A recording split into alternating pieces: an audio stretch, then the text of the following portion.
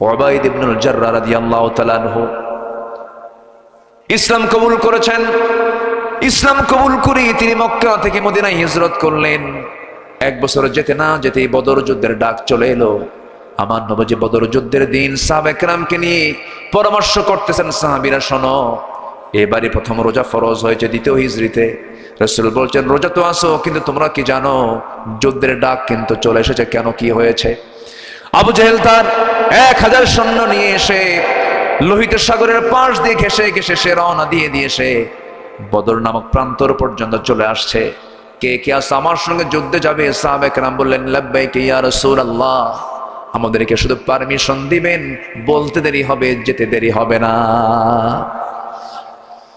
আমার নবী অর্ডার দিয়ে দিলেন এবং বললেন, সাহাবীরা শোনো, আজকের এই যুদ্ধ কিন্তু ভাই ভাইয়ের যুদ্ধ, বাবা সন্তান যুদ্ধ, বংশ বংশ যুদ্ধ, আত্মীয় আত্মীয় যুদ্ধ, জামাই শ্বশুর যুদ্ধ। এই যুদ্ধে তোমরা যুদ্ধ করতে পারবে নাকি? সাহাবীরা বলছেন, ইয়া রাসূলুল্লাহ, কোনো বন্ধু দেখবো না, কোনো বাপ দেখবো না, কোনো ভাই দেখবো না। আল্লাহর কসম করে বলছে, আমরা ইসলামের শত্রু হিসেবে তাদেরকে চিহ্নিত করব। জোরে বলি আল্লাহু আকবার। সাহাবীদের দাম কি এমনি এত হয়েছে? আল্লাহু আকবার। আল্লাহ রাব্বুল আলামিন কি সম্মান তাদেরকে দান করেছেন। বদর যুদ্ধের দিন আমার নবী রওনা করবেন। সাহাবীরা বলছেন, ইয়া রাসূলুল্লাহ, আজকের এই যুদ্ধের ময়দানে আমরা আজকে রোজাও রাখবো, রোজাও ফরজ, জিহাদও ফরজ। রাসূল বলেন, না রে না, ওয়া ইন কুনতুম মারদা ওয়া আলা সাফারিন ফাইদ্দাতুম মিন আইয়ামিন উখার। সফরে আছো, বেকায়দায় আছো, অন্য সময় রোজা রাখবে, কিন্তু যুদ্ধে তো পরাজিত হওয়া যাবে না। শক্তি সঞ্চয় করে রোজা ভেঙে ফেলে দাও। রোজা ভেঙে ফেলে দেওয়া হলো। সাহাবে কেরামকে নিয়ে রাসূল যখন রওনা করবেন, শিশু ইসলাম কেবল তিনি মদিনায় ঢুকেছেন, যুদ্ধ বিধ্বস্ত। আমার নবীজি কেবল হিজরত করে আসছেন, কিচ্ছু না, আবার যুদ্ধের ডাক চলে আসছে। আমার নবীজির সৈন্য সংখ্যা খুব কম হলো, 313 জন কোথায়, ওইদিকে 1000 জন কোথায়। ঘোড়া নাই, তরবারি নাই, খেজুর গাছের ডাল ভেঙ্গে তাদেরকে লাঠি বানায় দিয়েছে। আমার নবীজি যুদ্ধে যখন রওনা করবেন, ছোট্ট দুইটা বাচ্চা, 11 বছর 10 বছরের ছোট্ট দুইটা বাচ্চা নবীর সামনে দাঁড় হয়ে বলে, হুজুর, আমরা মদিনার আফরার ছেলে দুইজন বলছে আপনার কাছে আসলাম, কি বলবা বলো। হুজুর, যুদ্ধের নাকি ডাক এসেছে, জিহাদের নাকি ডাক এসেছে, আমাদেরকে পারমিশন দিয়ে দেন। রাসূল বললেন, ও আমার দুইজন ছোট্ট সাহাবী, কেমন করে অনুমতি দেব? তোমাদের গায়ের তো কোনো শক্তি নাই, তরবারি ধরার মতো কোনো বল নাই, কেমন করে পারমিশন দেব? না না, দেওয়া যাবে না। ছোট্ট দুইটা ভাই, দুজন ছোট্ট সাহাবীর মধ্যে বড় জন যে ছিল মুআজ, সেও রাসূলকে লক্ষ্য করে বলছেন, ইয়া রাসূলুল্লাহ, আপনি যদি পারমিশন নাই দেন, তবে অন্তত আপনি আমাকে দেন, আমি ওর চাইতে বড় আছি, শক্তি আমার বেশি, হাত পা বড় আমার। ছোট্ট জন রাসূলকে লক্ষ্য করে বলছেন, হুজুর, আপনি যদি ওকে পারমিশন দেন, আমাকেও দিতে হবে, কারণ ও শুধু লম্বায় শুধু বড় হয়েছে, কিন্তু আমার মায়ের বেশি। আল্লাহু আকবার বলবেন না? আমার নবীজি মুস্কি হাসি মেরে বললেন, দেখি তোরা দুইজন কুস্তি লাগ। দুজনকে কুস্তি লাগায় দিলেন। বড় জন ছোট জনকে নিচে ফেলে দিল। ছোট জন বড় ভাইয়ের কানের মধ্যে মুখ ঢুকায় বলছে, ভাই রে, তুমি কি আমার সঙ্গে এরকম করে আমাকে ছেড়ে তুমি একা যুদ্ধে যাবে? একসঙ্গে খাই, ঘুমাই, সবকিছু একসঙ্গে করি, খেলাধুলাও করি, ভাই রে, তোমার গায়ের শক্তি একটু কমায় দাও, একটা বারের মতো তোমার বুকের উপর উঠে বুঝায় দিই আমি তোমার চাইতে কোনো অংশে কম নই। আমার নবীজি টের পেলেন, ছোট্ট দুইটা বাচ্চাকে বুকের মধ্যে তুললেন।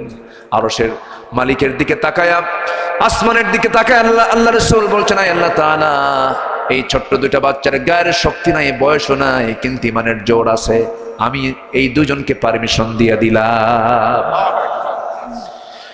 সেই যুদ্ধের ময়দানে 313 জন সাহাবী রওনা করলেন। মদিনার মসজিদ থেকে রাসূল বের হলেন 80 মাইল দূরে। কত মাইল দূরে? 80 মাইল দূরে। কিছু কিছু সাহাবী হেঁটে হেঁটে চলে গেছেন, হেঁটে হেঁটে চলে গেছেন। রোজার মাস, খাবার নাই, কিচ্ছু নাই। আমার নবীজি সাহাবে কেরামকে নিয়ে সবেমাত্র কেবল মদিনায় ঢুকেছেন। না খাওয়া সাহাবী, দুর্বল সাহাবী, তাদেরকে নিয়ে যখন রওনা করলেন বদর প্রান্তরে, আমার নবীজি যাদেরকে নিয়ে দাঁড়াইয়া ছিলেন, সাহাবীরা বললেন, ইয়া রাসূলুল্লাহ, যুদ্ধ করতে আসলাম, কিন্তু যে জায়গায় আমরা দাঁড়ায় আছি সেই জায়গাটা হলো বালুর জায়গা, বালুর মধ্যে হাঁটু পর্যন্ত গেড়ে যায়, কেমন করে হাঁটবো হুজুর? একটু আমাদের জন্য দোয়া করুন, আল্লাহ যেন সাহায্য নাজিল করেন। আমার নবী দোয়া করলেন, ওয়ালাকাদ নাসরাকুমুল্লাহু বিবাদরিন ওয়া আনতুম আযিল্লা, তোমরা অসহায় ছিলে, আল্লাহ রাব্বুল আলামিন বদর প্রান্তরে সাহায্য করেছেন, সরাসরি ফেরেশতা পাঠায়া দিয়েছেন। সঙ্গে সঙ্গে কি হলো? বৃষ্টি নাজিল হলো আকাশ থেকে। বৃষ্টি নাজিল যখন হলো বালুর উপরে, যখন পানি পড়ে, বালুটা কি হয়? নরম হয় না শক্ত হয়? শক্ত হয়ে যায়, কদমটা মজবুত হয়ে গেল। কাফের মুশরিকরা যে প্রান্তে দাঁড়ানো ছিল সেই জায়গাটা ছিল এঁঠেল মাটির জায়গা, পিছলা জায়গা। বৃষ্টি যখন হলো কি হবে বলেন তো? পিছলা হয়ে গেল। আল্লাহর সাহায্য নাজিল শুরু হয়ে গেল, যুদ্ধ শুরু হয়ে গেছে। আমার নবীজি লক্ষ্য করে দেখছেন সাহাবীরা যুদ্ধেও সরাসরি তারা অংশগ্রহণ করেছে। সেই যুদ্ধের ময়দানে একজন দুজন না 14 জন সাহাবী শাহাদাত বরণ করেছেন। কতজন বলেন? 14 জন সাহাবী শাহাদাত বরণ করেছেন। কাফেরদের ভিতরে 70 জন মারা গেছে, আবার 70 জন বন্দী হয়েছে। সেই বন্দীদের ভিতরে আমার নবীজির অনেক আত্মীয় ছিলেন। আমার নবীজির সবচেয়ে বড় মেয়ের জামাই আবু সালমা ছিলেন, আবুল আস ছিলেন। আবুল আস আমার নবীর বড় মেয়ের জামাই। আমার নবীর আপন চাচা আব্বাস রাদিয়াল্লাহু আনহু, তিনিও তখন কাফের ছিলেন, তিনিও ছিলেন আবু জেলের নেতৃত্ব অবলম্বন করে যুদ্ধ করতে আসছিল। বদর যুদ্ধে কোনো নেতা কেউ জীবিত ছিল না, আবু জেহেল সহ সব নেতাগুলো বিদায় নিয়েছিল। আমার নবীজি বদর যুদ্ধের ময়দানে লক্ষ্য করলেন 14 জন সাহাবী দুনিয়া থেকে বিদায় নিয়েছেন। এর মধ্যে ওই যে ছোট্ট 2টা বাচ্চা যুদ্ধের ময়দানে সবার সামনে দাঁড়ায় এক সাহাবীকে ডাক দিয়ে বলে, ও চাচা, কাফিরদের নেতা আবু জেলটা কই যে বসে আছে ঘোড়ার পিঠে। বলতে দেরি হলো, যেতে দেরি হলো না, সিংহের মতো গর্জন দিয়ে বাজ পাখির মতো উড়ন্ত হয়ে দৌড় মেরে 2 জন চলে গেছে। 2 জনের হাতে ছোট্ট তরবারি ছিল, ওরা টের পায় নাই। পজিশন নিয়ে আবু জেলের 2 পাশে 2 জন দাঁড়ায় আছে। আবু জেল ঘোড়ার পিঠে বসেছিল। 2 জন আল্লাহু আকবার বলে এত জোরে সজোরে আঘাত করেছে। 2 জন আবু জেলের 2 পায়ে যখন আঘাত করেছে, ইতিহাস লেখে আবু জেল ওই যে ধরাশয়ী হয়ে জমিনে পড়ে গেছে। কোমর সোজা করে আবু জেল আর কোনোদিন দাঁড়াতে পারে নাই। জোরে বলি আল্লাহু আকবার। কিন্তু এইদিকে কাফেররা টের পেয়ে গেছে, বড় ভাই মাসকে ধরে ফেলেছে। পিছন দিক থেকে একজন এসে তার ডান হাতে আঘাত করেছে। এক আঘাতে তার ডান হাতটা চামড়ার সঙ্গে জ্বলতে লাগলো, তরবারি ঝনঝন করে পড়ে গেল। লাফ মেরে গিয়ে আবার বাম হাতে তরবারি তুলে নিয়েছেন, যুদ্ধ চালাচ্ছেন, কিন্তু ডান হাতটা চামড়ার সঙ্গে ঝুলতেছিল। বারবার বাম হাতে সে ধাক্কা খায়, যুদ্ধে ডিস্টার্ব হয় মনে করে এক পর্যায়ে ডান হাতটা বাম পায়ের নিচে রেখে এত জোরে টান মারলেন, হাতটা ছিটকে পড়ে গেল। বাম হাতে যুদ্ধ চালালেন, বাম হাতে কেটে ফেলে দিল কাফেররা, ঝনঝন করে তরবারি পড়ে গেছে। মুআজ যুদ্ধ করবেন কি দিয়ে? হাতই তো নাই। একজন কাফের এসে গর্দান বরাবর আঘাত করলো, মস্তকটা ছিটকে পড়ে গেল। গোটা দুনিয়াবাসী ছোট্ট ওই বাচ্চা গোটা দুনিয়াবাসীকে বুঝায় দিল আল্লাহর জমিনে দিন কায়েমের জন্য এমন করে অনায়াসে জীবন দিতে হয়। যেরকম সুবহানাল্লাহ। ওই যুদ্ধের ময়দানে একজন সাহাবী, যে সাহাবীকে লক্ষ্য করে আমি এত দূর পর্যন্ত আসলাম, উবাইদ ইবনুল জাররাহ রাদিয়াল্লাহু তাআলা আনহু, যুদ্ধে গিয়ে দেখেন তার সামনে বাপ সামনে দাঁড়ায় আছে। বাপটাকে দেখে 1টা বছর দেখা হয় না, বাপকে দেখেন না। ওবায়দা করলেন কি? তরবারি গুটায় নেন না, আমি আব্বাকে মারতে পারবো না। কয়েকবার ফেরত আসলেন, কিন্তু পরক্ষণেই মনে মনে ভাবলেন না না, আমার জন্মদানকারী বাপ হতে পারে, কিন্তু সে তো ইসলামের দুশ্মন মনে করে আবার ইউ টার্ন করে তরবারিটা হাতের মধ্যে ওপেন করে নিয়ে কোষবদ্ধ তরবারি কোষমুক্ত করে নিয়ে আল্লাহু আকবার বলে বাবার সামনে গিয়ে বাপকে বাপ না মনে করে শিরকের প্রতীক মনে করে গর্দান বরাবর হাঁকায়া দিলেন। বাপ দুনিয়া থেকে বিদায় নিল। যুদ্ধ শেষ হয়ে গেছে, সবার মুখে হাসি, মুসলমানরা বিজয় লাভ করেছে, কিন্তু ওবায়দার মুখে হাসি নেই। ওবায়দা কান্দে। বলা হলো ওবায়দা কান্দে কেন? সাহাবীরা বলছেন ইয়া রাসূলুল্লাহ, ওবায়দার বাপ আজকে যুদ্ধে মরে গেছে, এই জন্য ওবায়দা কান্দে। রাসূল বলেন, আরে আমার প্রিয় সাহাবী, ওবায়দার বাপকে কে মেরেছে? হুজুর আমরা কেউ মারি না, ওবায়দা নিজে মারছে। আমার নবীজি 2টো হাত আগায় দিয়ে বলছেন, ও আমার ওবায়দার এই দিকে আয়, আমার বুকের মধ্যে আয়। বুকের মধ্যে রাসূল তাকে উঠে আনিয়ে বলছে, ওবায়দা আজকে তুমি যে আমলটা করেছো, আল্লাহর জান্নাত তোমার জন্য ওয়াজিব হয়ে গেছে। কুল ইন কানা আবাউকুম কুল ইন কানা আবাউকুম ওয়া আবনাউকুম কুল ইন কানা আবাউকুম ওয়া আবনাউকুম, তোমাদের সন্তান সন্ততি সাইয়েদনা আবু বকর সিদ্দিক রাদিয়াল্লাহু তাআলা আনহু যুদ্ধের ময়দানে গিয়ে যুদ্ধ করতেছেন। সেই সময় তার একটা ছেলে ইসলাম কবুল করে নাই। পরবর্তীতে সেই ছেলে যখন তার বাপকে বলছে, আব্বা যুদ্ধে আমি আপনাকে দেখেছিলাম, কিন্তু আমি আপনাকে আঘাত করি নাই। এবার সাইয়েদনা আবু বকর বলেন, আল্লাহর কসম করে বলে, সেই যুদ্ধে যদি আমি তোরে দেখতাম, তোরে আমি শেষ করে দিতাম। আল্লাহু আকবার বলেন। সন্তান আগে না আল্লাহ আগে? সন্তান আগে না রসুল আগে? বাপ আগে না ইমান আগে? ইমান আগে। ইব্রাহিম আলাইহিস সালাম বাপের কথা শুনেছেন? আজ থেকে শুনেছেন? বাপ তো মূর্তি বানাতো, মূর্তি পূজা করতো, বলতো বাবা এগুলো বানা। কেন? আমি এগুলো বানাই না, আমার রব বানান লাগে না, আমার রব এমনি আছে। আল্লাহু আকবার বলেন। আমাদের রব কি বানাতে হয়? আমাদের রব আছে না নাই? ইব্রাহিম আলাইহিস সালাম তিনি শিরক উৎখাত করেছেন। কি মামলা খেলেন তিনি, মূর্তি ভাঙ্গার মামলা। মামলা খাইছেন না উনি? সে মামলার ফলাফল হলো আগুনে পুড়ে মারো। তিনি কি কারো কাছে মাথা নত করেছেন? বাপটা পর্যন্ত তার বিরুদ্ধে চলে গেছে। তিনি চেয়েছেন কাকে? কাকে চেয়েছেন? আল্লাহকে চেয়েছেন। আমার বন্ধুগণ, আমার ভাইয়েরা, আল্লাহ রাব্বুল আলামিন বলছেন বান্দারে, এই সমস্ত জাগতিক জীবনের ব্যক্তি জিনিস সেগুলোর চাইতে আমাকে বেশি ভালোবাসতে হবে, রাসূলকে বেশি ভালোবাসতে হবে। এরপর একটা ইবাদতের কথা বলেছেন, ওয়া জিহাদিন ফি সাবিলিহি। আল্লাহ রাব্বুল আলামিন বলেন আল্লাহর রাস্তায় জিহাদকে তোমাদের বেশি পছন্দের কারণ হতে হবে। এরপর আল্লাহ পাক বলছেন করা শব্দ প্রয়োগ করে, ফাতারাব্বাসু হাত্তা ইয়াতি আল্লাহু বিআমরিহি ওয়াল্লাহু লা ইয়াহদিল কওমাল ফাসিকিন। জোরে বলুন আল্লাহু আকবার।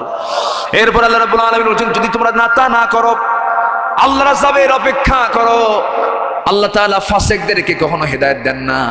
ফাসিকদের হেদায়েত কি আল্লাহর কাছে আছে নাকি? আল্লাহর কাছে নাই। সেজন্য আমরা সাহায্য চাইবো কার কাছে? আসতে বলবেন না, কার কাছে? আমার জীবনে একমাত্র বন্ধু তিনি আমার কে? আল্লাহ ছাড়া কোনো বন্ধু আছে নাকি? আল্লাহ ছাড়া কোনো বন্ধু হতে পারে না। কারণ দুনিয়ার যা কিছু দেখতেছি সমস্ত বন্ধুগুলো ক্ষণিকের। একমাত্র পার্মানেন্ট বন্ধু তিনি আমার একজন, তিনি আমার কে? বউ আমার আপন না, হেরে যাবে। সন্তান আমার আপন না, হেরে যাবে। ভাই আমার আপন নয়, হেরে যাবে। সন্তান সন্ততি কেউ আমার আপন নয়, বন্ধু বান্ধব কেউ আমার আপন নয়, আমার গোষ্ঠী আমার আপন নয়।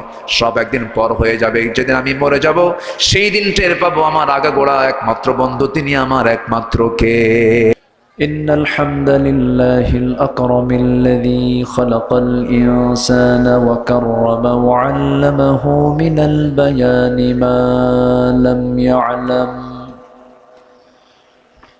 فسبحان الذي لا يحصى امتنانه باللسان ولا بالقلم نشهد أن لا إله إلا الله وحده لا شريك له ونشهد أن سيدنا وحبيبنا ومولانا محمدا عبده ورسوله الذي أرسله بالحق بشيرا ونذيرا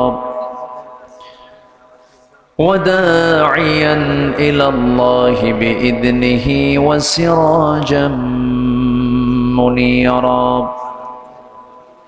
فقد قال الله تعالى في كلامه المجيد وفرقانه الحميد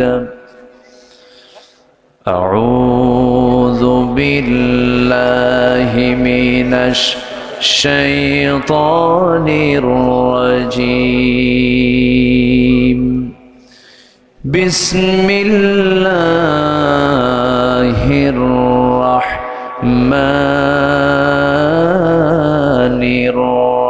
الرحيم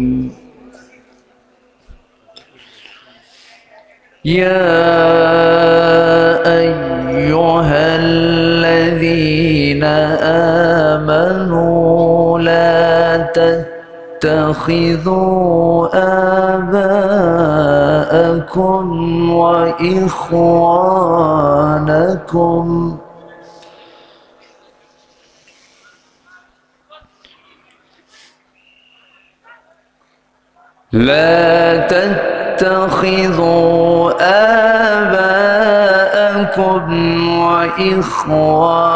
وإخوانكم أولياء إن استحبوا الكفر على الإيمان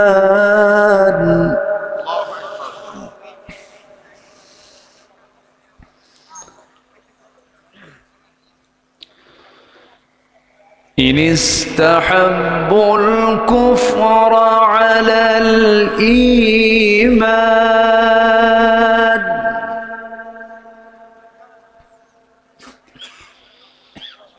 ومن يتولهم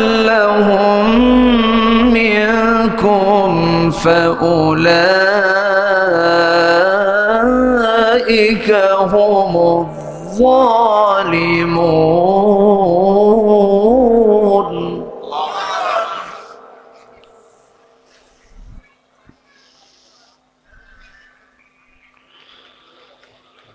قل إن كان آباؤكم وأبناؤكم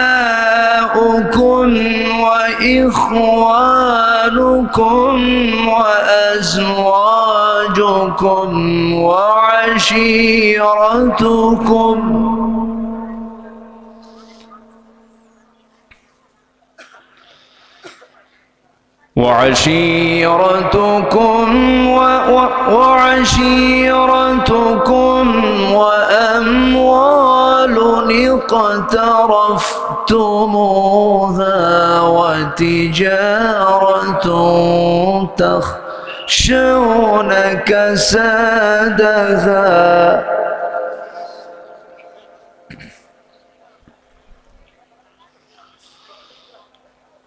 ومساكن ترضونها أحب إليكم من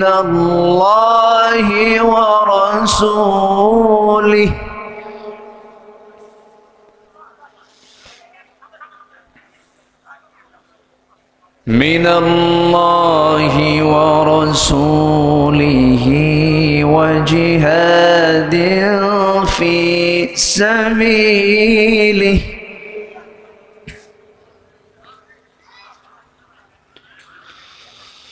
فتربصوا حتى يأتي الله بأمره والله لا يهدي القوم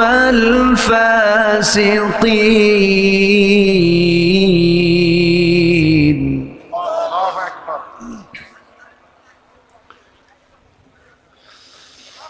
الله أكبر.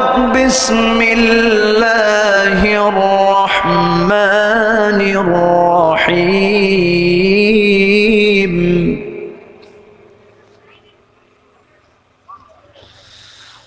إن الله وملائكته يصلون على النبي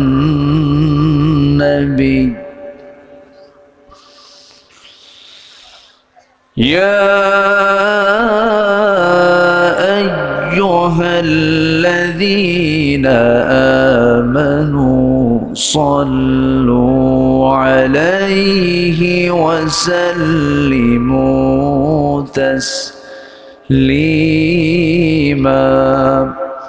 اللهم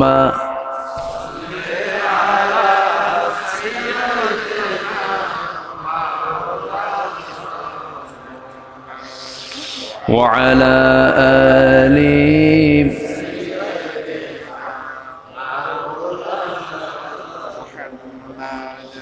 একটু মোহাব্বত দিয়ে নবীর প্রেমে মাতোয়ারা হয়ে জবান খুলে আওয়াজ দিয়ে সবাই বলুন আল্লাহুম্মা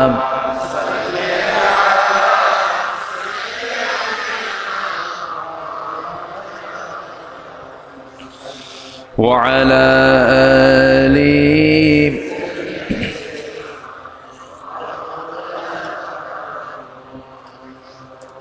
সবাই বলুন বালাগাল উলা বিকামালিহি কাশাফাত তুজা বিজামালিহি حسنت جميع خصاله صلوا سراج الملة تمهي فخر دو عالم دلبار مولاه شريف الأنبياء نسخاب كل أديان دغره بلغ العلا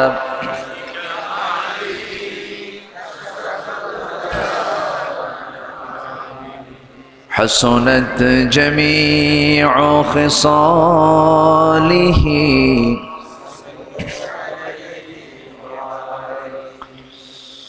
আমি কোরআনের সুর মাঝে শুনেছি যে নাম, আজানের সুর মাঝেও শুনেছি সে নাম। ও নাম শুনেছি আমি আমার হৃদয়, হে রাসূল নবীজি তোমায়, হে রাসূল নবীজি তোমায়। সবাই বলি সাল্লাল্লাহু আলাইহি ওয়াসাল্লাম। একটু একটু ওই আওয়াজটা আমার খানের জন্য আসছে, আরেকটু হ্যাঁ জি। বৃহত্তর নোয়াখালী অঞ্চলের ফেনী জেলার ছাগলনাইয়া উপজেলার দক্ষিণ যশপুর ফরয়েজি বাড়ি নুরানি হাফিজে মাদ্রাসা মাহফিল ইন্তেজামি কমিটি কর্তৃক আয়োজিত নবম বার্ষিকী ওয়াজ মাহফিল 2025 মহৎ আয়োজনের সম্মানিত সুযোগ্য সভাপতি, বিশিষ্ট সমাজসেবক, ইসলাম দরদী ব্যক্তিত্ব, শিক্ষাবিদ জনাব ইউসুফ মজুমদার, আজকের মাহফিলের বরেণ্য অতিথি হাফিজ মাওলানা মুফতি শাহজালাল মাদারীপুরী,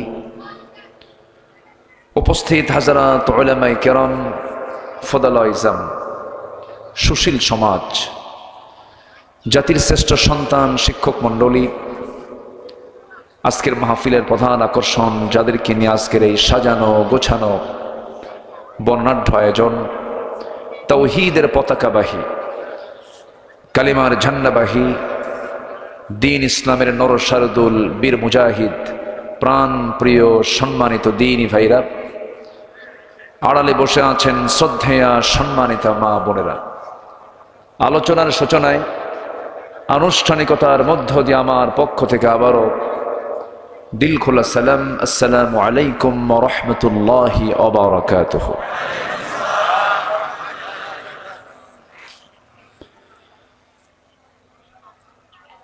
মহান রব্বে কারীমের শুকরিয়া। সবাই কেমন আছেন? আমারও প্রশ্ন করলেন। আল্লাহ তাআলা আমাকে তো আপনার সাথেই তো রেখেছেন, এক সাথেই তো আছি, বলি আলহামদুলিল্লাহ। আল্লাহ পাকের মেহেরবানি, আল্লাহ তাআলা একটি অনুকূল পরিবেশ তৈরি করে দিয়েছেন। এই মাহফিলগুলো আজ থেকে কয়েক মাস আগেও বাস্তবায়ন খুব জটিল ছিল। মাহফিল কমিটি এতটাই বিব্রত অবস্থায় পড়তেন, মাহফিল হবে কি হবে না এটার জন্য থানায় যাওয়া লাগতো, থানায় পারমিশন নিতে হতো, থানা বলতো এসপি অফিসে যান, এসপি বলতো ডিসি অফিসে যান। কমিটির এই দৌড়াদৌড়ি করতে জুতার তলা ক্ষয় হতো, তাও মাহফিলের পারমিশন মিলত না। এখন উল্টাই থানা থেকে ফোন আসে, কমিটিকে ফোন দিয়ে বলে কিছু লাগবে কি, ঠিক আছে না? আল্লাহ পাকের মেহেরবানি, যে মহান আল্লাহ সুবহানাহু ওয়া তাআলা এমন সুন্দর একটা আয়োজনে অনুকূল পরিবেশে প্রশস্ত চিন্তা নিয়ে মুক্ত মনে এমন একটি পরিবেশে আসার বসার তৌফিক দিয়েছেন। কালিমাতুশ শুকর আদায় করি, মুহাব্বাতান বলে উঠছি আলহামদুলিল্লাহ। আবারও বলছি আলহামদুলিল্লাহ।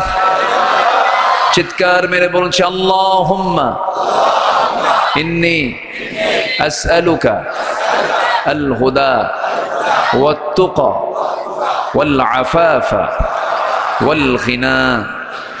সবাই বলি আল্লাহুম্মা আইন্নি আলা যিকরিকা ওয়া শুকরিকা ওয়া হুসনি ইবাদাতিকা। সম্মানিত ভাইরা, আমরা আল্লাহ তাআলার শুকর আদায় করে নিলাম। আমি আরেকটু আগে উঠলে ভালো হতো, উঠতে একটু দেরি হয়েছে। শেষ হতে যদি দেরি হয় কষ্ট হবে?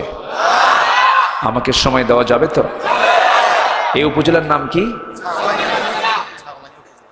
ছাগল নাইয়া না সল নাইয়া, ভালো করে কবেন কিন্তু।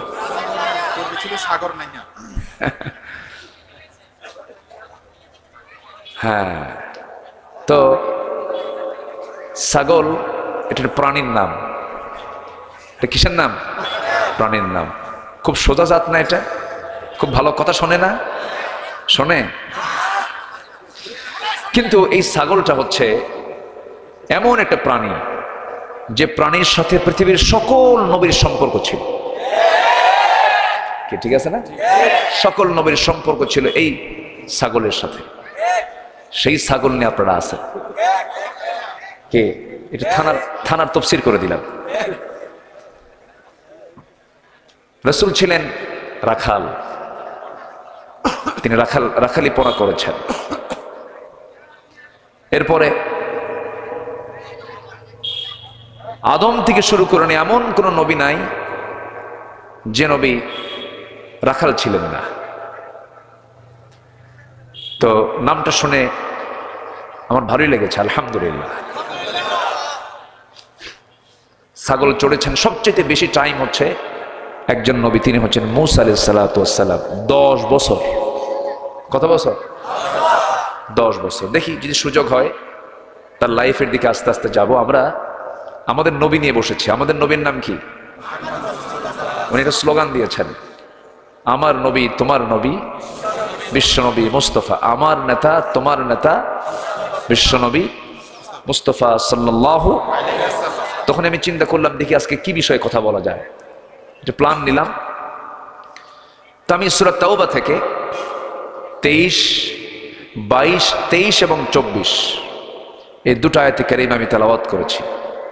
দুটো আয়াতকে সামনে রেখে কিছু কথা বলতে চাচ্ছি। আল্লাহ যেন আমার মুখ থেকে সেই কথাগুলো বের করে দেন যে কথাগুলো মুসলিম উম্মার জন্য এই মুহূর্তে দারুণ প্রয়োজন। আল্লাহ কবুল করুন, জোরে বলে আমিন। সম্মানিত ভাইয়েরা, আল্লাহ তাআলা এখানে ইমানকে প্রাধান্য দিতে বলেছেন, ব্যক্তিকে না। কোন ব্যক্তির প্রাধান্য ইসলামে নেই। ইসলামের প্রাধান্য হলো ইমানকে। কিসের প্রাধান্য? ইমানের প্রাধান্য দিতে হবে। আর যে মোহাব্বত, যে ভালোবাসা, যেটাকে আরবিতে হুব্বুন বলা হয়, মোহাব্বত বলা হয়। এখন তো ভালোবাসা দিবস আছে একটা, তাই না? ওগুলো না। এই মোহাব্বত হচ্ছে, এই ভালোবাসাটা হচ্ছে নিঃস্বার্থ, কোনো স্বার্থ নেই, স্বার্থ ছাড়া। স্বামী বউকে ভালোবাসে, স্বার্থ আছে না? বলেন।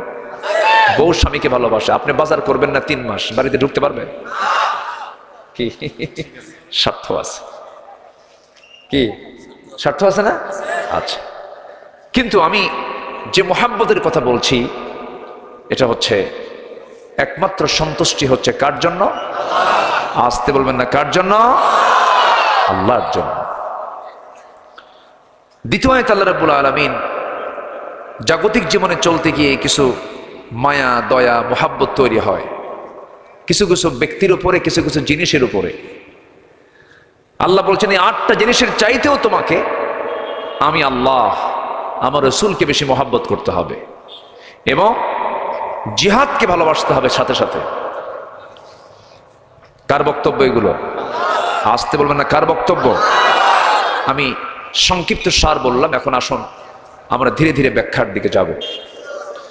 সম্মানিত ভাইয়েরা, আমরা যে কিতাব নিয়ে বসেছি, এই কিতাব যে আল্লাহর কিতাব, সন্দেহ লাগে? সন্দেহ আছে? চুল পরিমাণ কোনো সন্দেহ নাই। এই কিতাব এত তথ্য দেয়, এত আগাম তথ্য দিয়েছে, কেমনে এটা কেমনে মানুষের পক্ষে সম্ভব?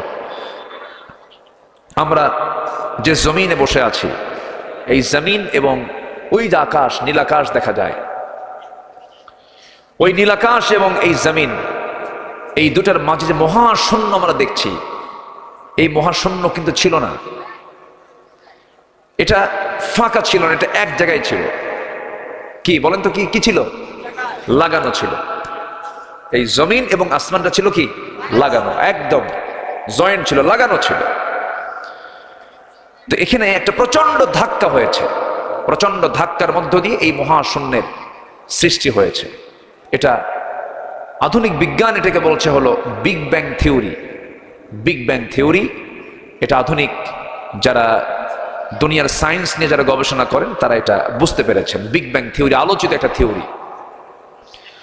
এই তথ্যটা আল্লাহ রাব্বুল আলামিন আজ থেকে, যে যুগে আধুনিক কোনো যন্ত্রপাতি ছিল না, কিছুই ছিল না, কোনো ল্যাবরেটরি ছিল না, সেই যুগে এই কোরআন ১৫০০ বছর আগে এই তথ্য আগেই বলে দিয়েছে। জোরে বলি সুবহানাল্লাহ। আল্লাহ রাব্বুল আলামিন বলেন, أولم ير الذين كفروا أن السماوات والأرض كانتا رتقا ففتقناهما وجعلنا من الماء كل شيء حي জোরে বলুন আল্লাহু আকবার। কাফেররা কি খেয়াল করে না? কাফেররা কি লক্ষ্য করে না? আমি আল্লাহ রাব্বুল আলামিন এই আকাশ এবং জমিনকে দুটাকে এক জায়গায় রেখেছিলাম, প্রচন্ড ধাক্কার মধ্যে দিয়ে বিশাল মহাশূন্য আমি আল্লাহ রাব্বুল আলামিন সৃষ্টি করেছি, এবং প্রত্যেকটা মৃত্যুকে পানির মধ্য দিয়ে জিন্দা করেছি। আল্লাহ রাব্বুল আলামিন এই তথ্য ১৫০০ বছর আগে দিয়েছেন। এখন বলুন তো, বিজ্ঞান কি প্রমাণ করেছে না বিজ্ঞান ধার নিয়েছে? কি নিয়েছে? ধার নিয়েছে। আমার বন্ধুগণ, গত ২ বছর আগে কাতার থেকে আমি বিমানে চড়ে আসতেছিলাম, দোহা থেকে ঢাকায় নামবো, কাতার দোহা থেকে ঢাকায় নামবো, বিমানে চললাম। অনেক দেখেছি আগে, কিন্তু সেদিন হঠাৎ করে মনে হলো মেঘগুলোর উপরে আমার বিমান ভাসতেছিল, বিশাল মেঘের স্তর। এই মেঘের স্তরগুলো দেখে মনে হলো, আল্লাহ, এই মেঘগুলো তুমি যে সৃষ্টি করে রেখে দিয়েছ, এর কোন ওজন আছে নাকি? জানা ছিল না। চিন্তা করলাম, দেখি কোরআন কি বলে, একটু চিন্তা করলাম, সার্চ দিয়ে খুঁজে খুঁজে বের করে দেখে আল্লাহ রাব্বুল আলামিন মেঘের যে ওজন আছে, বিজ্ঞান বলছে মেঘের ওজন আছে, কোরআনও বলছে ১৫০০ বছর আগে মেঘের ওজন আছে। আল্লাহ রাব্বুল আলামিন সূরা রাদের মধ্যে বলছেন, হুয়াল্লাযী ইউরীকুমুল বারকা খাওফান ওয়া তামআন ওয়া ইউনশিস সাহাবাস সিকাল। তিনি সেই মহান রব যিনি আসমানে মেঘগুলোকে রেখেছেন, ভারী মেঘগুলোকে রেখে দিয়েছেন ঝুলন্ত করে। তিনি আমার কে? কিউমুলাস নামক কিছু মেঘ আছে যার ওজন হলো ২০০ টন। আবার কিউমুলাস নামে কিছু তার কি বলে মেঘ আছে যেগুলোর ওজন হলো প্রায় ১০ লক্ষ টন পর্যন্ত। এই মেঘমালাগুলোকে ঝুলায় রেখেছেন তিনি আমার কে? আসতে বলেন, যদি ঝুলায় না রেখে যদি ফেলে দিতেন, বলেন তাহলে কি হতো? কেউ থাকতাম? ফেনীর কোনো বিল্ডিং একটাও থাকতো? সব কি হয়ে যেত? শেষ হয়ে যেত। এই বিশাল ওজনের এই মেঘগুলোকে আল্লাহ পাক ঝুলায় রেখেছেন বান্দার ক্ষতির জন্য না উপকারের জন্য? মেঘ থেকে কি আসে? বলেন কি আসে? বৃষ্টি আসে। এই বৃষ্টি শতাব্দীর পর শতাব্দী মানুষ স্টাডি করেছে, কেমনে বৃষ্টি হয়, এই মেঘ কেমনে হয়, স্টাডি করেছে। ১৯ এবং ২০ শতকের সময় এসে মেটেরোলজিক্যাল সায়েন্স, আবহাওয়া বিজ্ঞান, তারা গবেষণা করে বের করেছে এই তথ্যগুলো বের করেছে। মানুষের এই রহস্যের শেষ ছিল না, কিন্তু 19 এবং 20 শতকের শেষে এসে গবেষণা করে বের করেছে। কি গবেষণা করে বের করেছে? বৃষ্টির জন্য প্রথমে বায়ুর প্রবাহ সৃষ্টি হয়। কিসের প্রবাহ? বায়ুর প্রবাহ। এরপরে সেখানে মেঘের স্তূপীকরণ, এরপর সেই ঘনীভবন থেকেই বৃষ্টির মূল রহস্য উন্মোচিত হয়। এটা বিজ্ঞান, মেটেরোলজিক্যাল সায়েন্স, আবহাওয়া বিজ্ঞান এটাকে গবেষণা করে বের করেছে। বিস্ময়কর ব্যাপার হলো এই তথ্যটাই সেম আল্লাহ পাক বলে দিয়েছেন আরো 1500 বছর আগে। জোরে বলি সুবহানাল্লাহ। আল্লাহ পাক সূরা রুমের মধ্যে বলছেন, আল্লাহ রাব্বুল আলামিন বলেন, আল্লাহুল্লাযী ইউরসিলুর রিয়াহা ফাতুসিরু সাহাবান ফায়াবসুতুহু ফিস সামাই কাইফা ইয়াশা ويجعله كسفا فترى الودق يخرج من خلاله فإذا أصاب به من يشاء من عباده إذا هم يستبشرون জোরে বলুন আল্লাহু আকবার। তিনি সেই মহান প্রভু যিনি বায়ু প্রেরণ করেন, অথবা তা মেঘমালাকে সঞ্চারিত করে, অথবা তিনি মেঘমালাকে যেভাবে ইচ্ছা সেইভাবে আকাশে ছড়িয়ে দেন। তাকে স্তরে স্তরে আল্লাহ রাব্বুল আলামিন যেখানে যা প্রয়োজন সেইভাবে মেঘগুলোকে রেখে দেন। জোরে বলি সুবহানাল্লাহ। তাহলে এই বৃষ্টির পানি যে নাজিল হয়, এটা কি পরিমাণ ছাড়া আসে? পরিমাণ ছাড়া, পরিমাণ মতো কে নাজিল করেন। কিন্তু ফেনীতে এবার কি হয়েছে? এদিকে হয়েছে নাকি? এদিকে হয়েছে? হয়েছে এই পর্যন্ত? আচ্ছা, এই যে বন্যাটা হলো, এই বন্যা কিন্তু বৃষ্টির বন্যা নয়। ওরে ছোট্ট একটা ছেলে বলছে কিন্তু এই কথাটা, এই তো ওই যে ছোট্ট একটা ছেলে বলেছে। ভাবতেছেন যুবকরা ওই ডিভাইসে আর মাদকাসক্ত হয়ে বসেছিল না? আমি তো ভাবছিলাম মনে হয় যুবকরা শেষ। ওরে বাপরে বাপ, জায়গা মতো হাজির হয়ে কয় 45 মিনিট টাইম, তাড়াতাড়ি গণভবন ছাড়ো। ঠিক না যুবকরা? তোমরা সবকিছু করতে পারবে, শুধু আদর্শ সুন্দর করবা। গার্লস স্কুলের সামনে যে ইতিমের মতো বসে দেখা যাবে না, আকাম কুকাম করা যাবে না, ঠিক আছে না? এত সুন্দর মানুষ, আমি খুবই খুশি হয়েছি। পূর্ব ফেনী আর পশ্চিম ফেনীর মধ্যে কিছু তফাৎ আছে না? একটু তফাৎ, সংস্কৃতির একটু তফাৎ আছে, একটু ভিন্নতা আছে। আপনাদের মধ্যে মিষ্টি ভাবটা বেশি, আলহামদুলিল্লাহ। আল্লাহ কবুল করুন, জোরে বলি আমিন। এই যে বন্যাটা হলো, এটা হলো উজানের পানি বাঁধকে হঠাৎ খুলে দেওয়ার জন্য এটা হয়েছে। পৃথিবীর কোনো নদী আইনে নেই যে নদীর উজানে বাঁধ দেবে। এই বাঁধগুলো সৃষ্টি হয়েছে 71-এর পরে। 71-এর আগে সাহস পায় নাই, কারণ বোম্বিং করে উড়িয়ে দেওয়া হতো সে সময়, ঠিক কিনা? সাহস পায় না। 74-এ ফারাক্কা বাঁধ হয়েছে। আমি ফারাক্কাবাদে গিয়েছি, দেখেছি আমি ফারাক্কার চিত্র। আপনাদের এখান থেকে কিন্তু খুব কাছেই ত্রিপুরা, না? খুবই কাছে, ভাষারও কিছু মিল আছে। ত্রিপুরার আগরতলা এয়ারপোর্ট আজ থেকে আমি আরো 8-10 বছর আগে গিয়েছিলাম। তো কিছু স্ট্রাকচার আমার চিত্রটা জানা আছে। হঠাৎ করে উজান থেকে পানি মানে হলো একটা বাঁধের মুখ তারা খুলে দিয়েছে। বাঁধের মুখ খুললে যা হয়, তাহলে এটা কি আল্লাহ দিয়েছেন? এটা বান্দার সৃষ্টি? বলেন বলেন বলেন বলেন। বান্দার সৃষ্টি। আল্লাহ তাআলা আকাশ থেকে যে পানি নাজিল করেন, সেই পরিমাণ পানি নাজিল করেন যে পরিমাণ পানি তিনি বাষ্পীয় আকারে জমিন থেকে তোলেন। এটা কম বেশি হওয়ার কোনো সুযোগ? আল্লাহু আকবার। এটাকে বলে ওয়াটার সাইকেল। এটা কি বলে? ওয়াটার সাইকেল, পানি চক্র।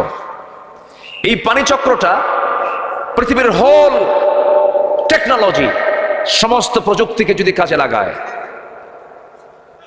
কিয়ামত নাজিল হওয়া দরকার ততটুকু নাজিল করেন তিনি আমার কে। সূরা যুখরুফ আয়াত নাম্বার 11 বাড়ি থেকে মিলায় দেখবেন যে কি সুন্দর করে এই তথ্যগুলো আল্লাহ পাক বলে দিয়েছেন। এখন কি পরিমাণ পানি আল্লাহ তাআলা জমিন থেকে বাষ্পীয় আকারে উপরে তোলেন। বিজ্ঞান গবেষণা করে বের করেছে এই ভূপৃষ্ঠ থেকে প্রতি সেকেন্ডে 16 মিলিয়ন টন বাষ্প হয়ে উপরে ওঠে।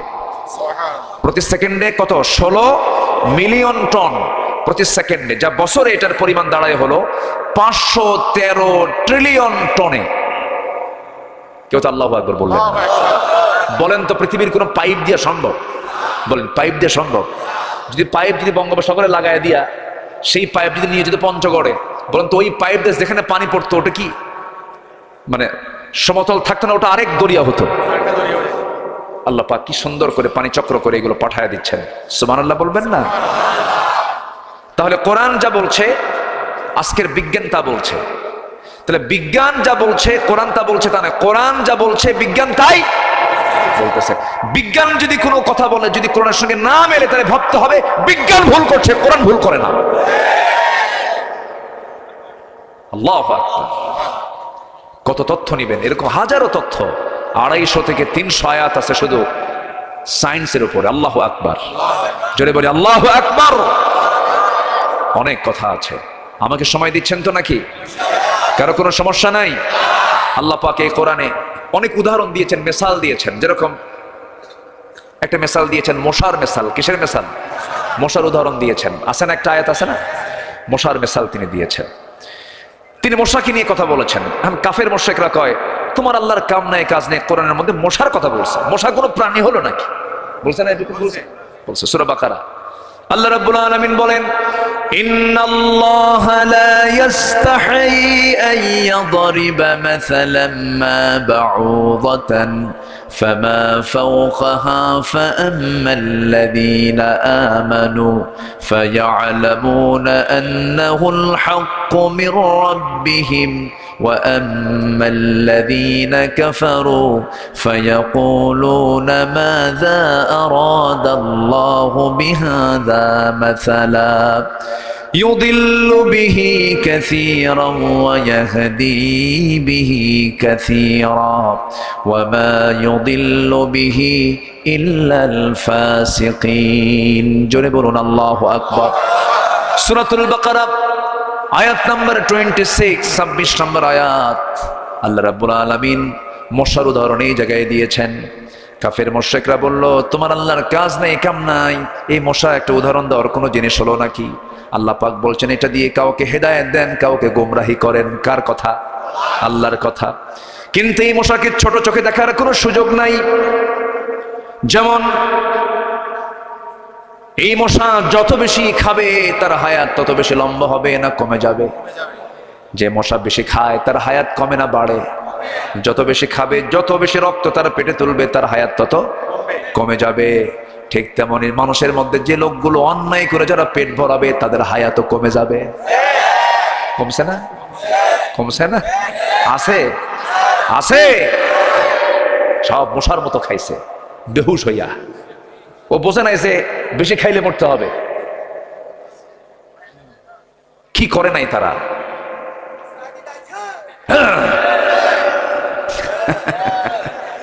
শুধু আমি ওয়াজ করি, সাথে জনগণ দেখে ওয়াজ করে।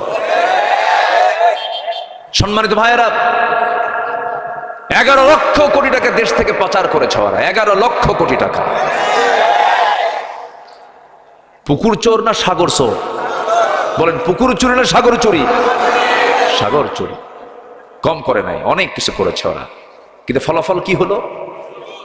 ফলাফল তো জিরো হয়ে গেল। সালমান এফ রহমান লজ্জায় মাথা নিচু হয়ে যায়। তার চেহারার দিকে তাকালে মনে হয় জিব্রাইল নাজিল হয়েছে। চিন্তা করুন, বাঁচার জন্য সম্পদ আপনার কি কাজে লাগলো? বাঁচার জন্য সে দাড়ি কাটছে। হ্যাঁ, রাসূলের সুন্নাহ, এটা কি নবীর মহব্বত? ওর কি নবীর মহব্বত হয়েছে? দাড়ি কাটছে। দাড়ি কেটে লুঙ্গি পায়জামা খুলে লুঙ্গি পরছে, পাঞ্জাবি খুইলা গেঞ্জি পরছে, মাথার সাদা চুল কালো বানাইছে, দাড়িটা কাইটা একদম মুড়িওয়ালা বা তরকারিওয়ালা হয়েছে। কথা বোঝেন নাই? চললো নৌকায়, নৌকার ভেড়ে না। আইনমন্ত্রীকে দেখে কোস্টগার্ড বলছে, স্যার চিনছে আপনারা, চলেন থানায় যাই। আইনমন্ত্রী কয়, আমি কি এখানে একা আসছি? আমি যে জামাতের সাথে আসছি। কিসের সাথে? হ্যাঁ। কে তোমার সাথে আসছে? কই যে দেখা যায়। ওই যে বলতেছে, ওটাতে দেখা যায় না, মাথার চুল কালো, লোকটা কে, মুখে দাড়িও নাই, ভালো করে দেখো, ওটাই দরবেশ।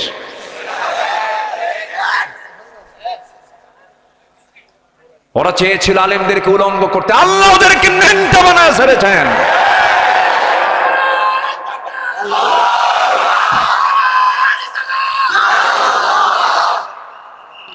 সম্মানিত বন্ধুগণ, সম্মানিত ভাইয়েরা, আলেমদের সম্মান রক্ষার দায়িত্ব কার? আসতে বলবেন না কার? একজন নবী যিনি খুব রাগী ছিলেন, আল্লাহর সঙ্গে ডাইরেক্ট কথা বলতেন, সে নবীর নাম কি? ওরে বাড়িকে আশেপাশে নাকি? এত জোরে বললেন যে? আল্লাহু আকবার। খুব পাওয়ারফুল নবী ছিলেন, খুব পাওয়ার। এই নবীর বিরুদ্ধে একবার ফেরাউন করলো, কি একটা অভিযোগ দিল। কি অভিযোগ দিল? শারীরিক ত্রুটির একটা অভিযোগ দিল। ওটা নবী যদি হয় ওরকম ত্রুটি হবে কেন? কি ত্রুটি? ত্রুটিটা হলো একদম গোপন জায়গার কথা বলছে। বলল যে মুসার অন্ডকোষ একটা ছোট একটা বড়। কি কথা কি বুঝতেছেন? সহি বলো না কিন্তু, এটা বললো যে একটা ছোট একটা বড়। বলেন তো এই নবীর কানে যদি এই সংবাদ যায় যেটা নাই ওনার, তাহলে কিরকম রাগ হতে পারে ওনার? বলেন তো। এই নবী কি মেজাজি কম না মেজাজে বেশি?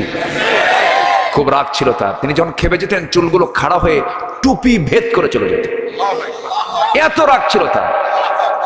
এই রাগগুলো সব লেগেছে হলো ফেরাউনের বিরুদ্ধে। রাগের দরকার আছে না নাই? আছে। আল্লাহর পয়গম্বর মুসা ইসলাম যখন শুনলেন যে তার বিরুদ্ধে এই অভিযোগটা দিয়েছে, শারীরিক ত্রুটির অভিযোগ দিয়েছে, উনি বললেন, আল্লাহ শোনো, আমি তোমার নবী, তো আমার তো মান সম্মান আছে। এই যে একটা অপবাদ সে দিল, আমার তো আল্লাহ সব ঠিকই আছে, তুমি তো ঠিকই করছো, তো এটা তো আমার দুর্নাম হয়ে যাচ্ছে। পৃথিবীতে যত পয়গম্বর এসেছেন সমস্ত পয়গম্বর হচ্ছেন সবচেয়ে সুন্দর মানুষ, শক্তিশালী মানুষ। আল্লাহ পাক আমার নবীকে 100 জন জান্নাতি পুরুষের সমান শক্তি দিয়েছিলেন।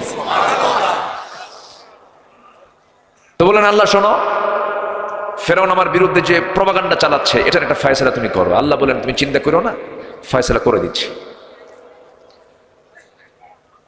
এই পয়গম্বর খুব ডাইরেক্ট কথা বলতেন, মানে কথার মধ্যে একটা রসকস কম ছিল। আল্লাহ একদিন বলেন, আল্লাহ মুসা ইযহাব ইলা ফিরআউনা ইন্নাহু তাগা, তুমি একটু ফেরাউনের কাছে গিয়ে কালিমার দাওয়াত দাও। কাল্লা, আমি তো যাব, কিন্তু আমার জিহ্বা তো পারে না। কেন? কই একটা হয়ে যায় আরেকটা, তো করতে কাম সারা, জিহ্বা খাটো, তুমি যদি ঠিক করে দাও তখন যাব। আল্লাহ বললেন, ঠিক আছে, ঠিক করে দিলাম। রব্বি ইশরাহ লি সাদরি ওয়া ইয়াসসির লি আমরি। ঠিক হলো। এবার আল্লাহ বলছেন, শোনো, দাওয়াত দিতে নিয়ে যেন কোনো ভুল না হয়, একটু সুন্দর করে নরম সুরে কালিমার দাওয়াত দিবা। উনি বলছেন, আল্লাহ এই কাজ তো আমি পারবো না, আমার কথা ডাইরেক্ট, আমি ওরকম করে পারি না। তবে আমার ভাই, বড় ভাই হারুন, ও খুব মিষ্টভাষী, ও খুব সুন্দর করে কথা বলতে পারে। আল্লাহ বলছেন, তোমার ভাইয়ের যখন তুমি প্রশংসা তোমার মুখ দিয়ে করেছো, এই মুহূর্তে তোমার ভাইকে আমি আল্লাহ নবুয়ত দিয়ে দিলাম। তিনি এমন নবী ছিলেন যার শ্বশুরও নবী ছিলেন, তার ভাইও নবী ছিলেন, তার ভাগিনা একজন নবী ছিলেন। আল্লাহু আকবার বলেন। মোট নবী কয়জন? শ্বশুর নবী, নিজে নবী, ভাই নবী, ভাগিনা নবী। আল্লাহু আকবার। নবী পরিবার দিছেন, কালিমার দাওয়াত রওনা দিলেন। আল্লাহ বলেছেন নরম সুরে কালিমার দাওয়াত দিবে। তিনি যে ডাকতেছেন, ফেরাউন, ফেরাউন বের হয়ে বলে, এই মুসা কি কও? আল্লাহ আমারে পাঠায় দিছে, তুই তাড়াতাড়ি কালিমা পড়ে মুসলমান হও। কে তুমি আসছো? তোমার সাথে এটা কে? এটা আমার ভাই হারুন, সে আল্লাহর নবী। ফেরাউন কয়, তোমার আল্লাহর কাজ নাই কাম নাই, একই ঘরে দুই নবী পাঠাইছে না? বলেন তো এই কথা শুনলে কি নবীর রাগ উঠবে না? হাতে লাঠি বের করেছেন। প্রচন্ড রাগী ছিলেন তিনি, প্রচন্ড রাগ ছিল তার মধ্যে। সেই নবী গোসল করতে গেছেন একদিন, তো উনি একটা পানির মধ্যে নামবেন। ওই সময়ের শরিয়া, ওই সময়ের সিস্টেম অনুযায়ী উনি করলেন কি, পায়জামাটা খুললেন, খুলে রেখে নামলেন পানিতে। গোসল করতে নিয়েছেন, গোসল করলেন। গোসল করে ওঠার পরে ওই রেখে দেওয়া পায়জামাটা আবার পরবেন তিনি, কিন্তু পায়জামার উপরে, পায়জামার নিচে পাথর ছিল, সেই পাথরকে আল্লাহ পাক জিন্দা বানায় দিলেন। বললেন পাথর তুই মুসার লুঙ্গি নিয়ে দৌড় মার। সুবহানাল্লাহ বলবেন না? মুসার লুঙ্গি নিয়ে কি কর? দৌড় মার। মারছে দৌড়। সেই দৌড় না সেই দৌড়। মুসা আলাইহিস সালাতু ওয়াস সালাম হাতে ছিল তার লাঠি, তিনি যে উলঙ্গ আছেন এটা তার সেন্সেই ছিল না, আল্লাহ পাক তার জেহেন থেকে সরাইয়া দিয়েছেন। এবার হলো কি তিনি ওই লুঙ্গি নেওয়ার জন্য পিছে পিছে দৌড়ান, পাথরও দৌড়ায়, খেপে গিয়ে রেগে গিয়ে বলছে পাথর থেমে যা, আমার তো লুঙ্গিটা নেওয়া দরকার। উনি লুঙ্গির পিছনে দৌড়াচ্ছেন, পাথর হুকুম মানতেছে কার? আরো জোরে বলবেন কার? আমার এই মাটির দেহে প্রাণ দিয়েছেন কে? আসতে বলবেন না কে? আল্লাহ দিয়েছেন। তিনি কি পাথরে প্রাণ দিতে পারেন না? পারেন না? চলতেছে চলতেছে, তিনিও পিছে পিছে চলতেছেন, কিন্তু তার খেয়াল নাই তিনি উলঙ্গ হয়ে আছেন। সোজা গিয়ে ওই পাথরটা থেমে গেছে সেই জায়গায়, যে জায়গায় ফেরাউন তার মন্ত্রী পরিষদ বর্গ নিয়ে মিটিং করতেছে, ঠিক সেই জায়গায় গিয়ে পাথরটা থামছে। তিনিও গিয়ে সেখানে গিয়ে থামছেন। ফেরাউন আপদ মস্তক সব দিকে নজর দিয়ে দেখে না, সব কিছুই ঠিক আছে, মিছা কথা। আল্লাহু আকবার বলবেন। কি কথা কি বোঝা গেল? হ্যাঁ, আল্লাহ একদম লুঙ্গি খুলে দেখাই দিচ্ছেন, ফেরাউন দেখ ভালো করে, আমার নবীকে আমি ত্রুটি করি নাই। আলেমদের ইজ্জত নিয়ে রাখ ছিনিমিনে খেলেছেন, আল্লাহ এদেরকে ধ্বংসের দিকে ঠেলে দিয়েছেন। সম্মানিত ভাইয়েরা, আল্লামা সাইদির মতো মানুষ, আল্লাহু আকবার, হাত দিল কোথায়? এটা কি হাত দেওয়ার জায়গা? হাতটা দিল কোথায়? এত বড় একটা রত্ন, এত বড় একটা সম্পদ, এই সম্পদকে কেমনে তারা হাত দিল? শেষ পর্যন্ত জেলটা খাটলেনি তিনি। আমি 2009 সালে একসঙ্গে আমার হজ ছিল ওনার সাথে। 2009 সাল আমার জীবনের প্রথম হজ, ওনার জীবনের শেষ হজ। তো ওনাকে বলা হলো হুজুর আপনি যাবেন না দেশে। কেন? মামলা হচ্ছে, ট্রাইব্যুনাল গঠন হচ্ছে, আপনি গ্রেফতার হয়ে যাবেন, আপনাকে জেল খাটতে হবে। উনি মুস্কি হাসি মেরে বললেন সাইদি কি ভয় পায়? সাইদি পৃথিবীর কাউকে ভয় পায় না। আমার দেশের জনগণ নির্যাতন ফেস করবে আর আমি আরামে থাকবো না, প্রয়োজনে জেল খাটবো, বাতিল শক্তির কাছে মাথা নত করবো না। দেশে ফিরেছেন বীরের বেশে, দুনিয়া থেকে হাসি মুখে বিদায় নিয়েছেন। কি মুখে? কি মুখে? হাসি মুখে বিদায় নিয়েছেন, কারোর সামনে মাথা নত করেননি। হিন্দুস্তানের প্রেসক্রিপশনে তাকে যে শহীদ করা হয়েছে, যারা তার হত্যার সঙ্গে জড়িত, প্রতিটি হত্যাকারী শাস্তি বাংলার জমিনে হওয়া দরকার। রাজি আছেন কারা কারা?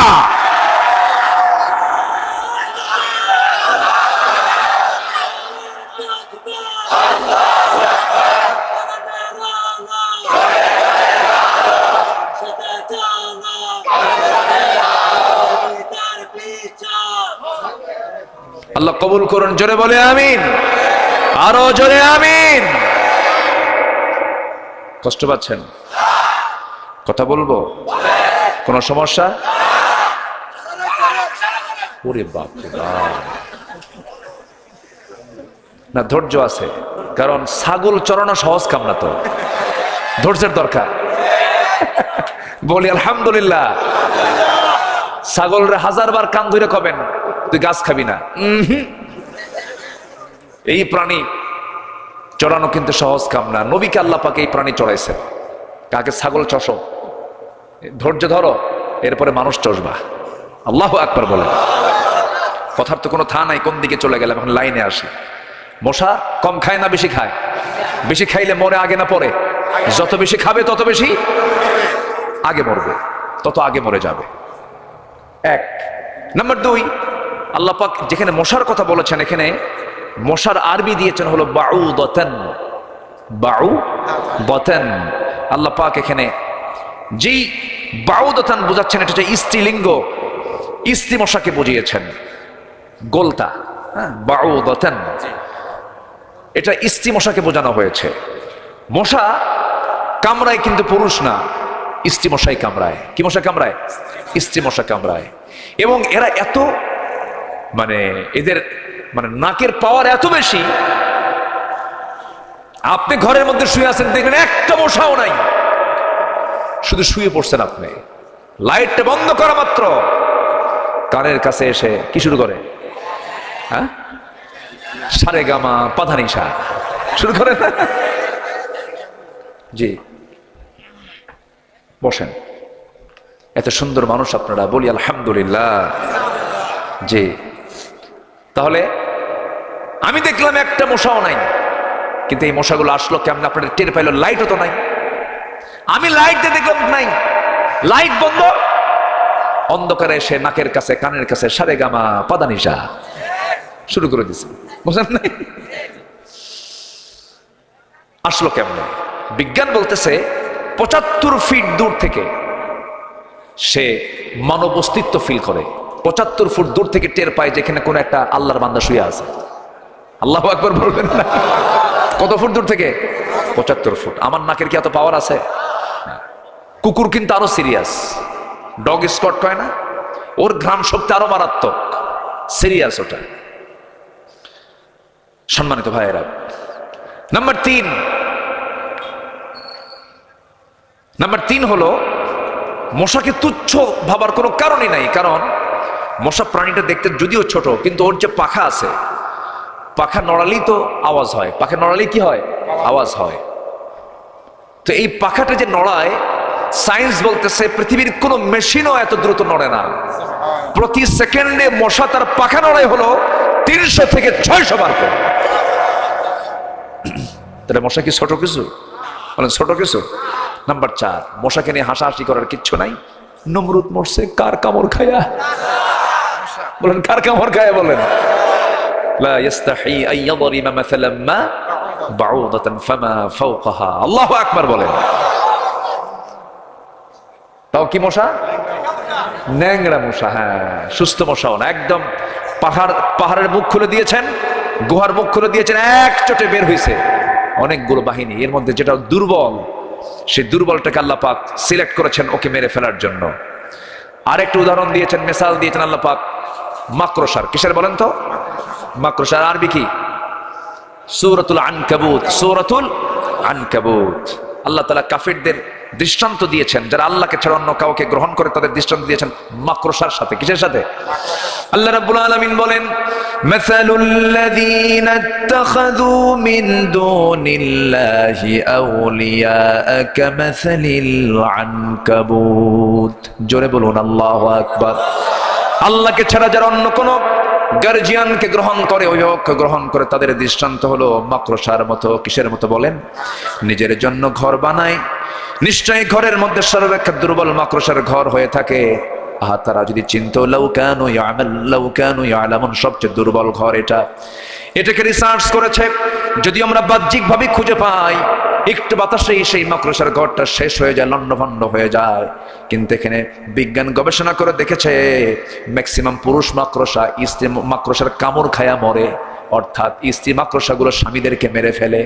তাহলে যে সংসারের বউ স্বামীর শত্রু হয়ে, ওই সংসার কি টিকে? হ্যাঁ, টিকে? আল্লাহ বলছেন যারা আল্লাহকে ছাড়া অন্য কাউকে বন্ধু বানাবে তাদের দৃষ্টান্ত হলো মাকড়সার মতো, ওদের সংসারের মতো। আল্লাহু আকবার। তাহলে মাকড়সার সংসারটা হলো রিস্কি, মানে বইয়ের কাছে স্বামীর কোনো নিরাপত্তা। যারা আল্লাহ ছাড়া অন্য কাউকে বন্ধু বানায় তাদেরও কোনো নিরাপত্তা। আল্লাহু আকবার, আল্লাহু আকবার। সম্মানিত ভাইয়েরা, অনেক কথা, এখন আমরা একটু আয়াতে আসি। আল্লাহ পাক 23 নম্বর আয়াতে ইমানদারকে ডাক দিয়ে বলছেন, তোমরা তোমাদের বাপ, তোমাদের ভাই, বলেন তো বাবার প্রতি মহব্বত আছে না? ভাইয়ের প্রতি মহব্বত আছে না? আছে। কিন্তু ভাই এবং বাপ যদি আল্লাহ ছাড়া অন্য কাউকে যদি গ্রহণ করে, ইমান না আনে, তখন মহব্বত কি থাকবে? মহব্বত রাখা যাবে? ইমান আগে না মহব্বত আগে? বলেন ইমান আগে না মহব্বত আগে? মহব্বত আগে। এটা মাথায় রাখতে হবে। আমি কি শেষ করে দেব? ওই যে যাচ্ছে দে, ধরেন তো। ও আচ্ছা, যে ওই যে একটু নাম্বার তুলছে, নাম্বার নিম্নচাপ। ঠিক আছে, কোনো চাপ চুপ থাকলে সমস্যা নাই, দয়া করে কেউ ঊর্ধ্ব চাপে যাবে না। ঊর্ধ্ব চাপ হলো বিড়ি খাওয়া সাপ। এই সাপও কিন্তু কম না, দারুণ খাওয়া খায়। শীতের মধ্যে কমে না বাড়ে? বাড়ে। ওরে ইটের ভাটা ফেল, এত খাওয়া খায়, কি যে মজা পায় আল্লাহ জানে। অনেকদিন আগে এক বুড়ো চাচা আমার বাম পাশে এরকম একটা জায়গা থেকে উঠে বলে, হুজুর আপনি তো বিড়ির বিরুদ্ধে ওয়াজ করলেন, কিন্তু আমি তো থাকতে পারি না, আমি ছাড়তে পারবো না কোনোদিন। কিন্তু আমার আরেকটা টেনশন জোর কি, কবর নিয়ে, কবরে কি বিড়ি পাওয়া যাবে না? দেখছেন, তাহলে ওয়াজটা শুনলো কিসে বলেন? এরকম কিছু অজ্ঞ আছে। কেন খাবো আমরা এগুলো? নেশা কেন করতে যাব আমরা? আবার মাহফিল এসে প্রশ্ন করে, হুজুর বিড়ি খাওয়া কি জায়েজ আছে? উনি জায়েজের চেষ্টায় আছেন, যেটা জায়েজ করা যায় কেমনে? আল্লাহ সকল নেশা থেকে জাতিকে হেফাজত করুন, জোরে বলে আমিন। নেশা থেকে আল্লাহ পাক বাঁচান। আমার বন্ধুগণ, একটু কান লাগাবেন। সকল কিছুর উপরই ঈমানকে প্রাধান্য দিতে হবে। বাপ বলেছে ঈমান ছাড়ো, শুনবো না। ভাই বলেছে ঈমানটাকে ছেড়ে দাও, শুনবো না। কারণ সবার কিছুর আগে আমার হলো ঈমান, আমি আল্লাহকে বেশি ভালোবাসবো। কিন্তু যারা ওমাইয়াতাওয়াল্লাহুম মিনকুম, যারা ঈমানকে বাদ দিয়ে যারা ওই সমস্ত ভাই এবং বাপদেরকে যারা গার্জিয়ান বানাবে, মুরব্বী বানাবে, আল্লাহ পাক বলছেন এই সমস্ত বান্দাগুলোই হলো জালিম। একই পরিবারে এক বাবার 4 ছেলে, 4 ভাই, 4 জন 4 দল করে, 4 জন 4 দল করে। যখন যে সরকার ক্ষমতায় আসে বলে, ভাই তোমার দল তো এখন আসছে ক্ষমতায়, এখন আমাদের চালাও তুমি 5 বছর। আসে না নাই? আসে না নাই? আসে না নাই? এটা কি ঈমানের লক্ষণ না জালিমের লক্ষণ? ঈমানের লক্ষণ না মুনাফিকের লক্ষণ? মুনাফিকের লক্ষণ। সম্পর্ক হবে কার জন্য? আবার সম্পর্ক ভাঙবে কার জন্য? কাউকে দেওয়া হবে কার জন্য? কাউকে দেওয়া হবে না কার জন্য? আল্লাহর জন্য। ফাকাদ ইস্তাকমালাল ঈমান। আল্লাহ রাব্বুল আলামিন এবার বলছেন দ্বিতীয় আয়াতে, হে জানায়ে দেন, কুল ইন কানা আবাউকুম ওয়া আবনাউকুম ওয়া ইখওয়ানুকুম ওয়া আজওয়াজুকুম ওয়া আশীরাতুকুম وأموال اقترفتموها وتجارة تخشون كسادها ومساكن ترضونها أحب إليكم من الله ورسوله وجهاد في سبيله فتربصوا حتى يأتي الله بأمره والله لا يهدي القوم الفاسقين। জোরে বলুন আল্লাহু আকবার। হে রাসূল, আপনি বলে দেন 8টা জিনিসের চাইতেও বেশি প্রিয় হতে হবে আল্লাহ এবং তার রাসূল এবং জিহাদকে বেশি মহব্বত করতে হবে। সে 8টা জিনিসের 1 নাম্বার হলো তোমাদের পিতা। তোমাদের কি?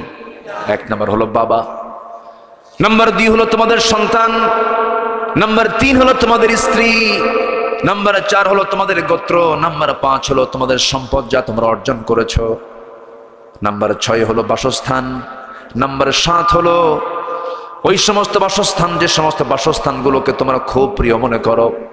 আমার ভাইয়েরা, বাড়ির প্রতি টান আছে না নাই? বলেন, আসতে বলবেন না, আছে না নাই? ব্যবসার প্রতি টান আছে না নাই? আছে।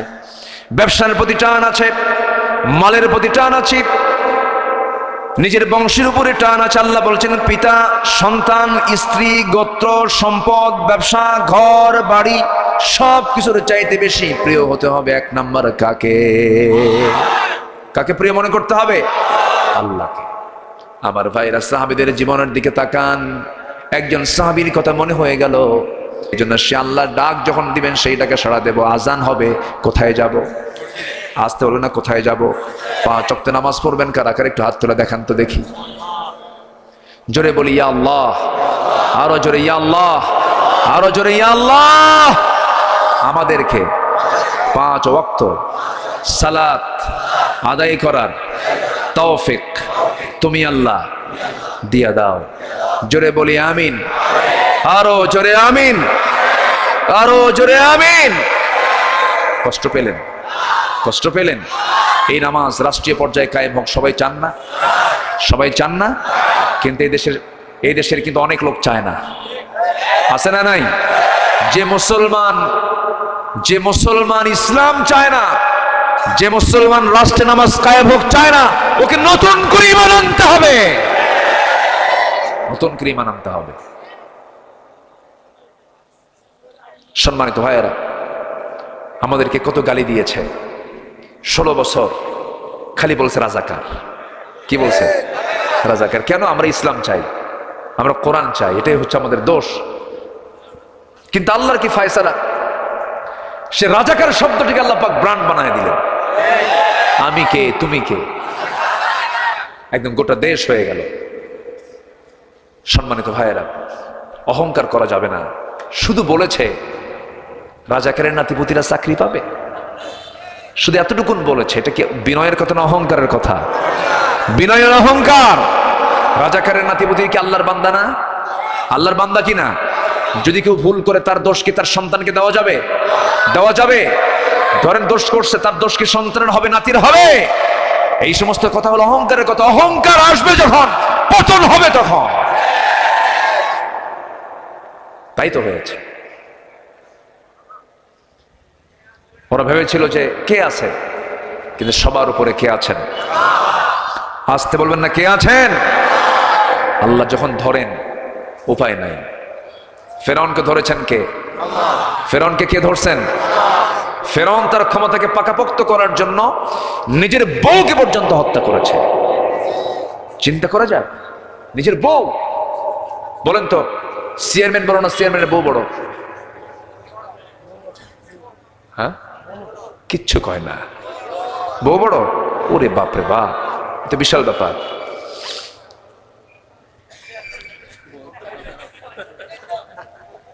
জি, বইয়ের সঙ্গে পারা কঠিন। বিয়ে তো করো নাই, বুঝবা কি? আপনি যত বড় চেয়ারম্যান হন না কেন, বইয়ের কাছে ওগুলো চেয়ারম্যানগিরি খাটে না। তুমি কিসের চেয়ারম্যান আমার জানা আছে, বসো। কি ঠিক আছে না?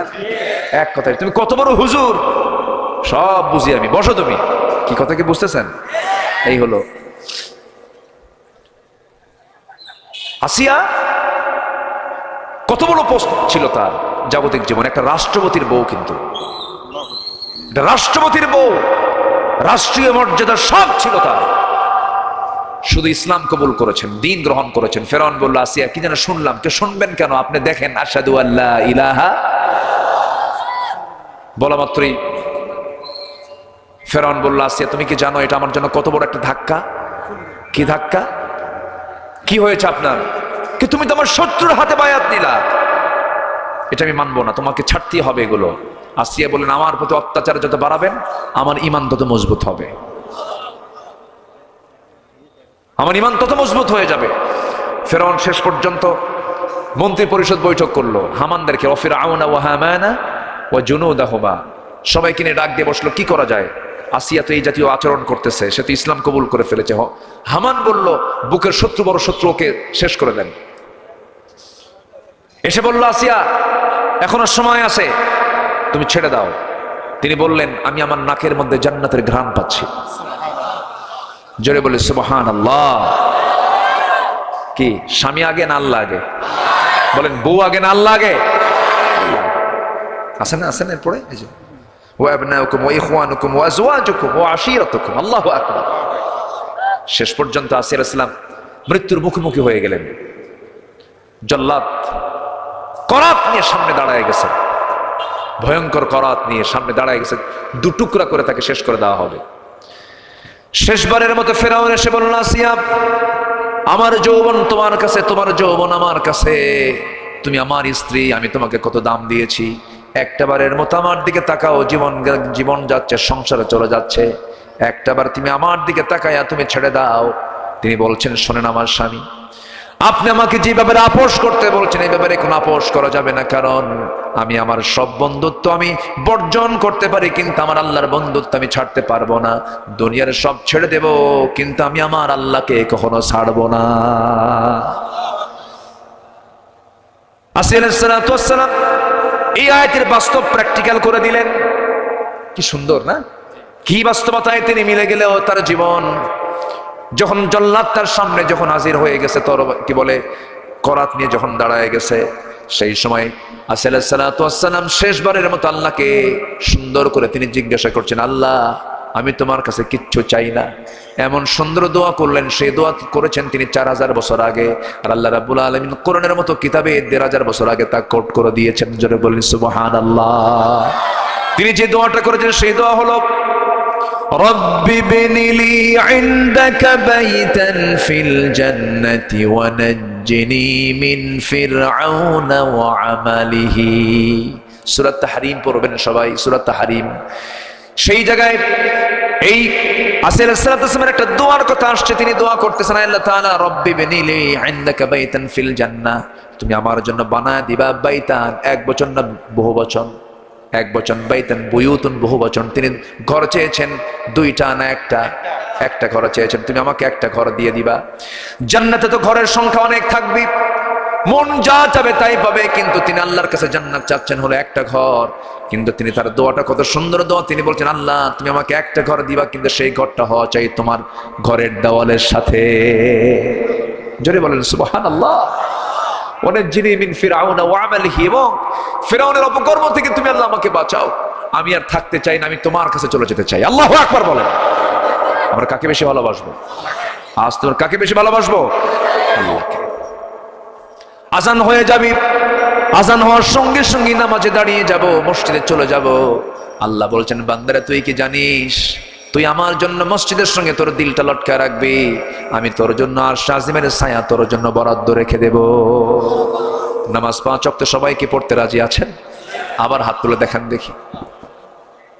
জোরে বলি ইয়া আল্লাহ, আরো জোরে বলি ইয়া আল্লাহ, আরো জোরে ইয়া আল্লাহ।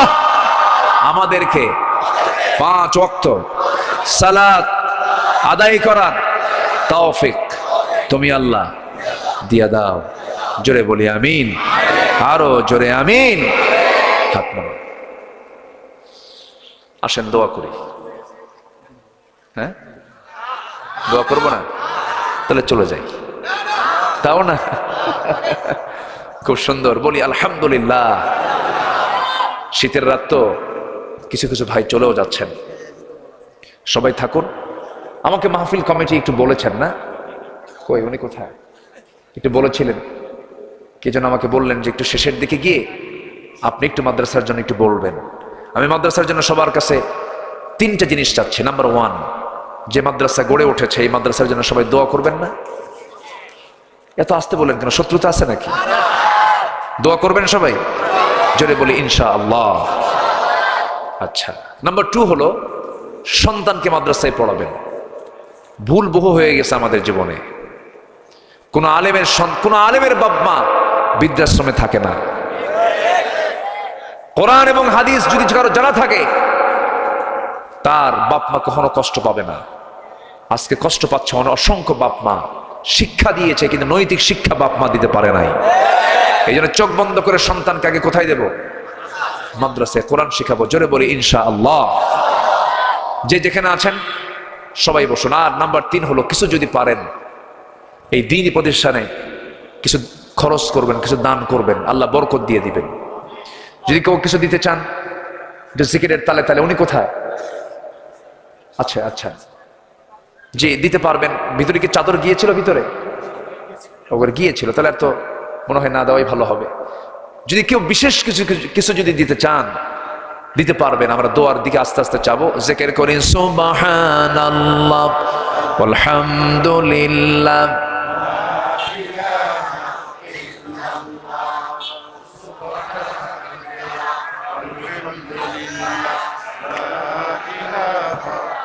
আমি কিন্তু উঠতে বলি নাই, আমরা একসঙ্গে দোয়া করবো। জিকির করি লা ইলাহা,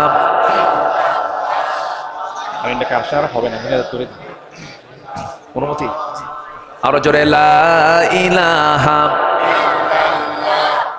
সুবহানাল্লাহ আলহামদুলিল্লাহ। আমার ফাহাদ ভাই কোথায়? ফাহাদ ভাই মাশাআল্লাহ অনেক কষ্ট করে। গত বছর আমার মাহফিল নেওয়া ছিল, এই মাহফিলটা 7ই জানুয়ারি, যেদিন নির্বাচন হয়। নির্বাচন হয়েছে না নির্ধারণ হয়েছে? নির্বাচন না নির্ধারণ। মাহফিল করবো কেমনে? হয়নি। এবার আমি বললাম যে যেহেতু 7ই জানুয়ারি হয়নি মাহফিল, 7ই জানুয়ারি মাহফিল হবে। আমি ঠিক 1 বছর পরে, 1 বছর আগের কি চিত্র আর আজকের 1 বছর পরের কি চিত্র! আল্লাহু আকবার। আল্লাহ পাক পার করতে দেন। তো জি, আমরা দোয়ার দিকে যাব, আমরা আল্লাহর কাছে চাবো। আমার ফাহাদ ভাই, তার ছোট্ট একটা ছেলে আছে, দোয়া করবেন তার কাছে, আল্লাহ যেন তাকে বড় আলেম বানান। জোরে বলি।